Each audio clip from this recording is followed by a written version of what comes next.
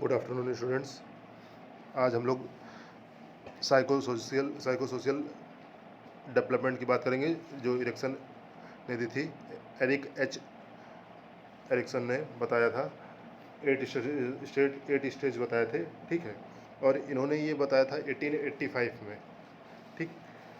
तो क्या थे ये और कैसे हमारी लाइफ में इम्पैक्ट करते हैं, ये इस बारे में बात करते हैं। इनमें जो इन्होंने 8 स्टेज बताए हैं, जिसमें से 5 स्टेज तो हमारे लिए काफ़ी इंपॉर्टेंट है, क्योंकि वो 5 स्टेज ऐसे हैं जो हमारी मतलब स्टडी टाइम या टीचिंग लर्निंग टाइम पीरियड में डिफाइन आउट होते हैं। बाकी जो 3 हैं वो हमारे आफ्टर एडल्टरी के, यानी आफ्टर टीचिंग लर्निंग टाइम के बाद के हैं, तो वो उतने इम्पोर्टेंट नहीं है in the point of view of examination, ठीक है। फिर चाहे वो कोई भी एग्ज़ाम हो, आपका बीएड का एग्ज़ाम हो, बीएलएड का एग्ज़ाम हो, एमएड का एग्ज़ाम हो, टेट सीटेट सुपर टेट या टीचिंग से रिलेटेड कोई भी एग्ज़ाम हो, सबके लिए सेम मैनर में इंपॉर्टेंट है, ठीक है। शुरुआत के 5 ज़्यादा इंपॉर्टेंट है, लास्ट के 3 लेस इंपॉर्टेंट है इन कंपेयर टू फर्स्ट 5, ठीक है।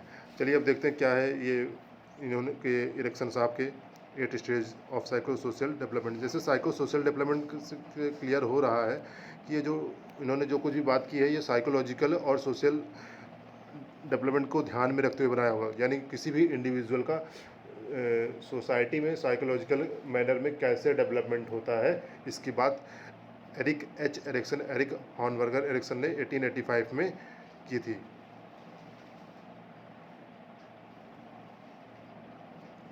ठीक है। आई थिंक यहाँ डेट में कुछ गड़बड़ बोल रहा, यहाँ डेट गड़बड़ हो गई है, ठीक है। तो Erik Erikson was the stage theorist who took Freud's controversial theory of psychosocial development and modified it as an psychosocial theory.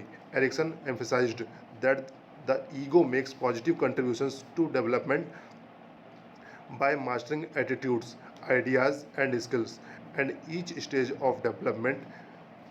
This mastery helps children grow into successful, contributing members of society.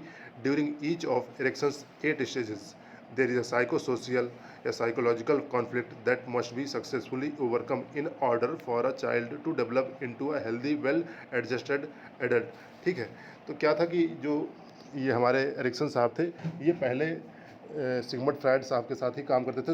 हाँ, Sigmund Freud साहब के साथ ही 1885 तक इन्होंने काम किया था, ठीक है। 1902 डेट सही पड़ी है, 1885 तक इन्होंने सिगमंड फ्रायड के साथ काम किया था। फिर उसके बाद इनकी बेटी थी सिगमंड फ्रायड की, एला फ्रायड, उनको साथ इन्होंने काम किया। तो इन्होंने इनकी जो थ्योरी है कुछ मिलती जुलती सिगमंड फ्रायड से है, बट थोड़ा सा उनके जो इन्होंने बोला था ना, सारा कुछ सेक्सुअल साइकोसेक्सुअल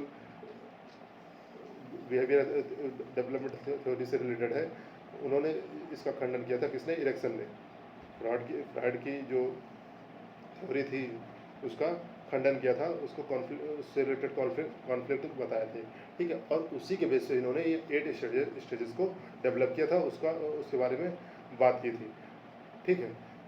और इसमें क्या होता है, बेसिकली जो 8 स्टेज है, ये बात ये करते हैं कि क्या क्या करके कैसे कैसे किन स्टेप्स के थ्रू किसी इंडिविजुअल का पॉजिटिव विकास होता है या डेवलपमेंट होता है, या फिर वो नेगेटिव में चला जाता है, ठीक है। नेगेटिव में चला जाता है यानी सक्सेसफुल नहीं होता, सक्सीड नहीं होता, इस बारे में बात हो रही है, ठीक है। या उसको अपने ओवरऑल लाइफ अचीवमेंट में नेगेटिव पॉइंट शो होते हैं कि हाँ यार मैं तो कुछ कर नहीं पाया, इस टाइप में, ठीक। चलिए थोड़ा सा और आगे देखते हैं हम। Stages of psychosocial development. Erikson stages of psychosocial development are based on Freud's psychosexual theory. Erikson proposed that we are motivated by the need to achieve competence in certain areas of our life. According to psychosocial theory, we experience 8 stages of development over our lifespan, from infancy through late adulthood, यानी born to death, ठीक है। इन्होंने 8 stages में divide कर रखा है। At each stage there is a crisis or task that we need to resolve. Successful completion of each developmental task results in a sense of competence and healthy personality. Failure to master these tasks leads to feeling of inadequacy. Erikson also added the Freud's stage by discussing the cultural implication of development. Certain cultures may need to resolve the stages in different ways based on their cultural and survival needs। ठीक है, तो इन्होंने जो 8 stage बताया है, ये बात हो गई कि हाँ फ्राइड्स के जो थ्योरी थी उसी के बेस्ड पे ये बताया है। ठीक है, और इन्होंने इसमें बताया कि जो from infancy to late childhood late adulthood, ठीक है, उस बीच में हमारा जो कुछ लाइफ स्पैन होता है उसमें हमको कुछ टास्क मिलते हैं। जनरल भाषा में बात करें तो कुछ टास्क मिलते हैं, अगर उन टास्क को हम सक्सेसफुली पूरा कर पाते हैं तब तो बहुत अच्छी बात है। ठीक है, अदरवाइज इनएडिक्वेसी डेवलप होती है, हीन भावना डेवलप होती है, यार हम तो ये काम नहीं कर पाया, मेरे साथ वाला कर लेगा। ठीक है, ये जनरल सा आप लोगों ने भी देखा होगा कि अपनी क्लास में क्या कहते हैं ऑब्जर्व किया होगा कि अगर आपकी क्लास में कोई बच्चा कोई टॉपिक टीचर पढ़ा रहा है, ठीक है, मान लीजिए कोई टीचर कोई टॉपिक पढ़ा रहा है, कोई बच्चा जल्दी समझ जा रहा है और आपको वही बात नहीं समझ आ रही, तो आपको लगता है यार या तो मैं बिल्कुल बोगस हूँ, मुझको कुछ समझ नहीं आ रहा है।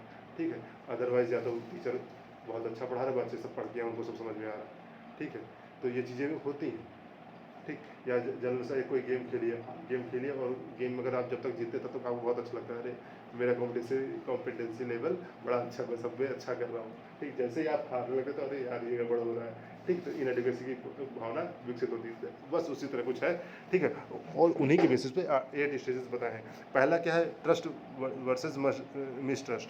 ठीक है, तो यहाँ पे ट्रस्ट और मिसट्रस्ट की बात ये इसलिए की गई है, जब बच्चा इन्फेंट होता है, बच्चा पैदा होता है 0 से 1.5 साल तक।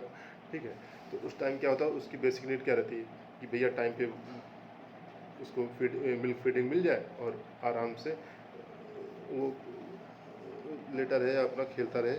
ठीक है, तो उसमें उसको ट्रस्ट रहता है कि जैसे वो जब वो रोता है तो उसको उसकी मदर ला के मिल्क फीडिंग करा देती है, देन आफ्टर बच्चा चुप हो जाता है, तो उसको ट्रस्ट रहता है कि हाँ ये करने से ये काम मेरा हो जाएगा। ठीक है, यानी ये एक तरह से सोशल डेवलपमेंट, सोशल इंटरडिपेंडेंस की बात भी करता है। ठीक है, कि हर कोई जो है एक दूसरे पे एक दूसरे से जुड़ा हुआ है, रिलेटेड है। ठीक है, यानी ऐसा नहीं कि अकेली दुनिया में हम मतलब एकला चलो रे वाली कहानी, यहाँ पे थोड़ा सा गड़बड़ है। ठीक है, मतलब हम प्रकृति से जुड़े हैं, उस पर डिपेंडेंट हैं और उसी के साथ हम अपना विकास करते हैं, हम डेवलपमेंट हम करते हैं। ठीक, तो अगर जैसे बच्चे को दूध मिल गया, उसकी भूख मिल गई तो उसको ट्रस्ट हो गया, अगर उसी टाइम पे उसको नहीं मिला तो उसको मिसट्रस्ट हो जाता है कि नहीं, कोई ज़रूरी नहीं कि हम जो काम जो चीज़ सोच रहे हैं वो हो ही जाए।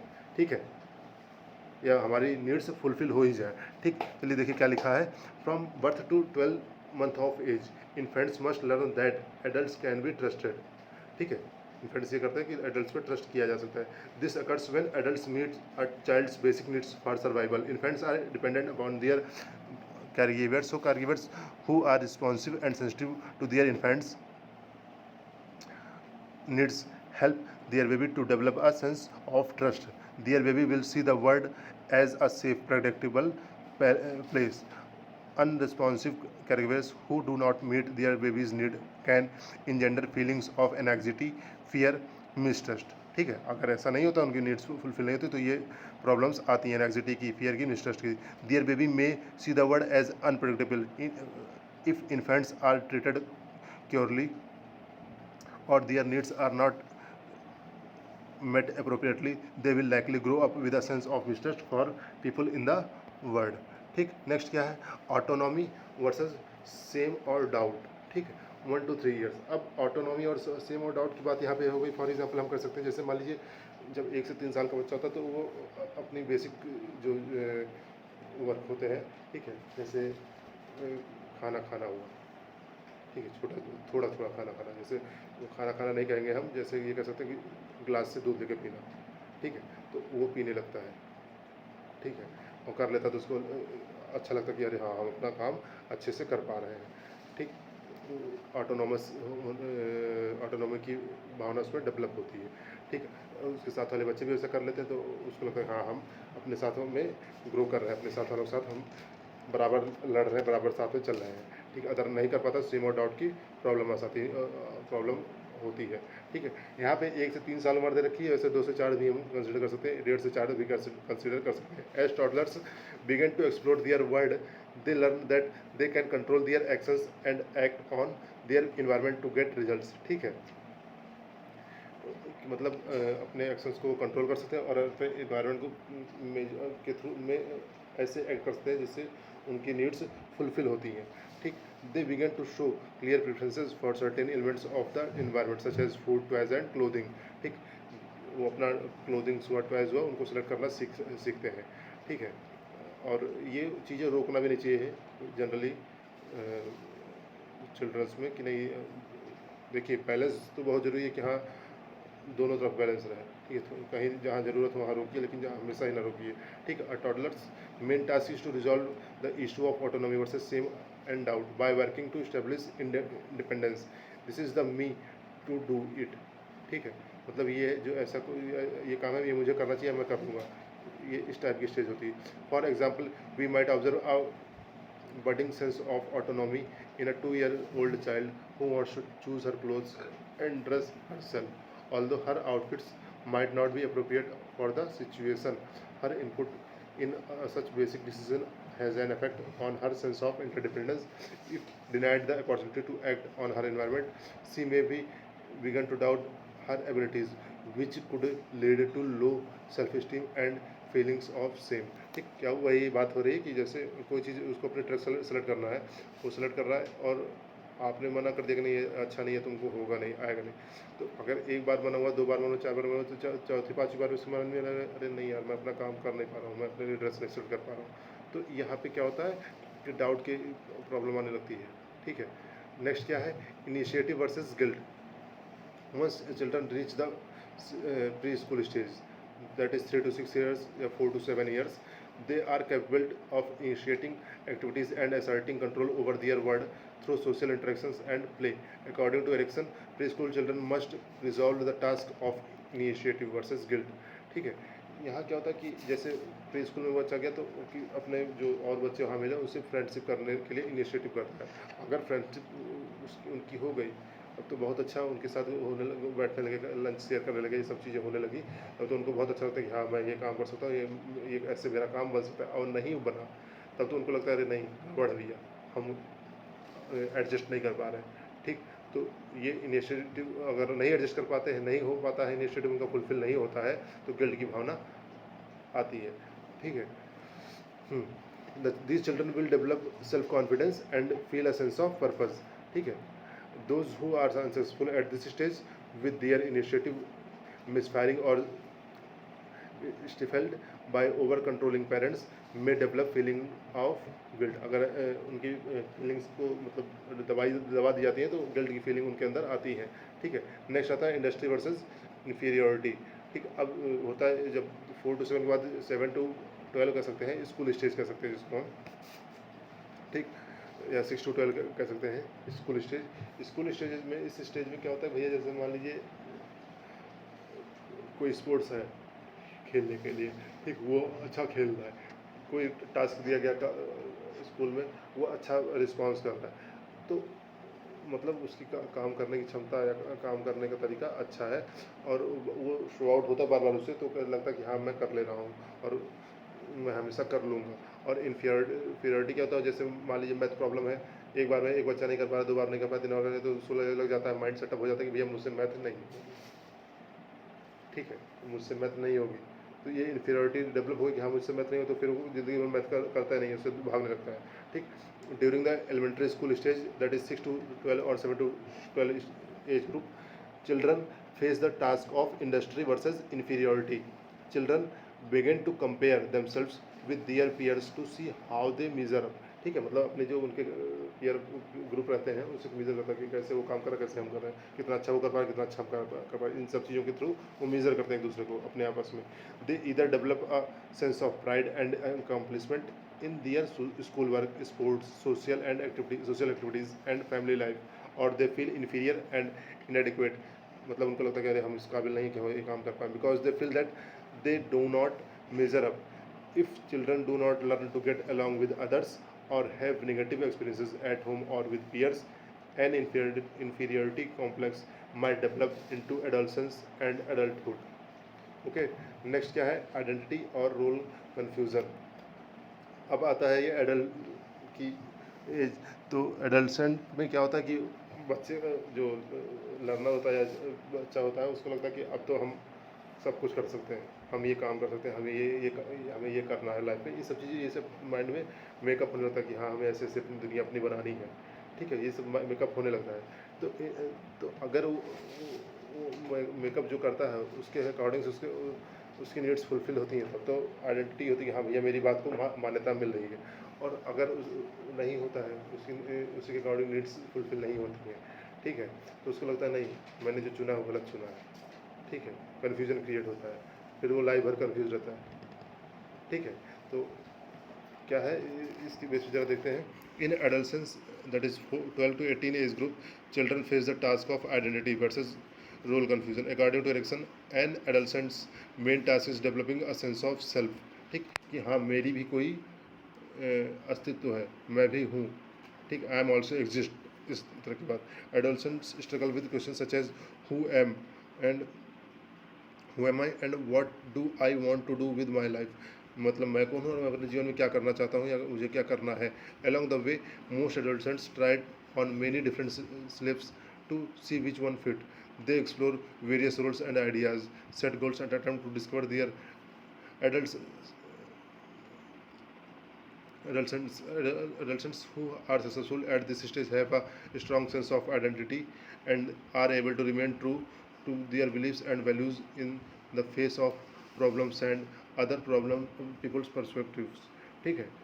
when adolescents are apathic, do not make a conscious search for identity or are pressured to conform to their parents' ideas for the future.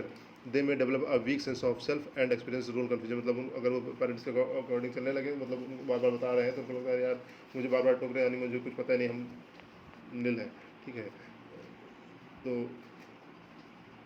वही है कि हाँ उसको समझ में लगने लगता है चिल्ड्रन को, बच्चे को, कि हम तो कुछ कर ही नहीं पाएंगे, ठीक है। नेक्स्ट इसी में आता है इंटीमेसी और आइसोलेशन। इंटीमेसी और आइसोलेशन ये होता है कि ये 20 to 40 एज ग्रुप के लिए होता है।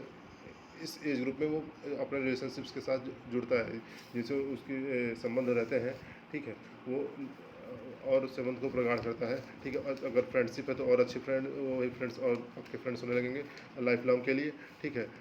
या रिलेशनशिप के प्रति वो आगे बढ़ता है और अपनी जिम्मेदारियों को समझता है, ठीक न। अगर ऐसा नहीं हुआ इस एज ग्रुप में तो फिर वो आइसोलेशन में चला जाता है कि हाँ भैया हम तो अलग ही रहेंगे, हमारी दुनिया अलग है, ठीक है, हम किसी के साथ नहीं रहेंगे, फिर रिलेशनशिप को डेवलप नहीं कर पाता है।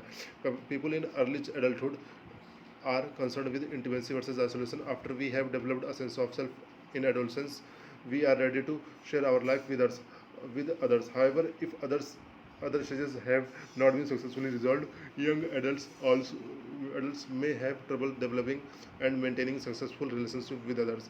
Erikson said that we must have a strong sense of self before we can develop successful intimate relationship. Adults who do not develop a positive self-concept in adolescence may experience feelings of loneliness and emotional isolation. Next क्या है, generativity and stagnation, ठीक। अब जब 40 से 60 या 65 age group होता है, उस एज ग्रुप में वो क्या करते हैं, प्रोडक्टिव हो जाते हैं, कैरियर के प्रति, फैमिली के प्रति, अपने रिलेशनशिप के प्रति प्रोडक्टिव हो जाते हैं, ठीक है। हमें और अच्छा करना है और उनके प्रति हमारे दायित्व उनको समझने लगते हैं, ठीक है। अगर वो कर लेते हैं तो जनरेटिविटी उनके अंदर डेवलप होती है, अदरवाइज स्टैग्नेशन की यार हम तो कुछ कर ही नहीं पा रहे, हमारी लाइफ बेकार जा रही है, ठीक है, हम सक्सेसफुल नहीं हो रहे हैं, ठीक। इस चीज़ की इस तरह की भावनाएं आती हैं। When people reach their 40s, they enter the time known as middle adulthood, which extends to the mid-60s. The social task of middle adulthood is generativity versus stagnation. Generativity involves finding your life's work and contributing to the development of others through activities such as volunteering, mentoring, and raising children. During this stage, middle-aged adults begin contributing to the next generation, often through childbirth and caring for others. They also engage in meaningful and productive work which contributes positively to society. Those who do not master of this task may experience stagnation and feel as though they are not leaving a mark on the world in a meaningful way. That is, मतलब उनको लगता है यार हमारा तो सब गड़बड़ हो गया, हम कुछ कर ही नहीं पाए दुनिया में आके. They may have little connection with others and little interest in productivity and self improvement. Integrity versus despair. ठीक, नेक्स्ट आता है integrity versus despair.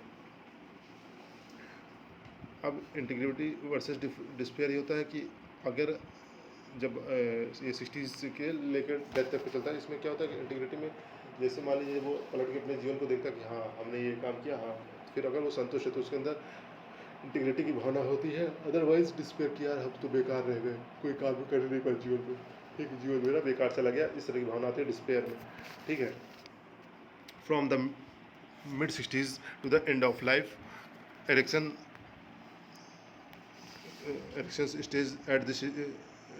Erickson's task at this stage is called integrity versus despair. He said that people in late adulthood reflect on their lives, मतलब वही अपना जीवन देखते हैं, ठीक, कि हम कहाँ तक सक्सीड हुए, and feel either a sense of satisfaction or sense of failure. People who feel proud of their accomplishments feel a sense of integrity and they can look back in their lives with few regrets. However, people who are not successful at this stage may feel as if their life has been wasted. They focus on what would have, should have or could have been. मतलब ये होना चाहिए था, ये हो सकता था, ये हो सकता था. They face the end of their lives with feelings of bitterness, depression and despair. ठीक, तो ये 8 स्टेजेस थी जो मतलब बताती कि हाँ हमारा जीवन किस तरह एक दूसरे से जुड़ा है, इंटरडिपेंडेंस कैसे क्या है, और कैसे कैसे अगर हमारी नीड्स फुलफिल हो रही टाइम टू टाइम तो हम कैसे अपना बेस्ट दे सकते हैं, कैसे हम प्रोडक्टिव हो सकते हैं सोसाइटी के लिए, अपने रिलेशनशिप्स के लिए। ठीक है, तो नेक्स्ट क्लास में अगला टॉपिक हम लोग डिस्कस करेंगे। That's all for today, thank you.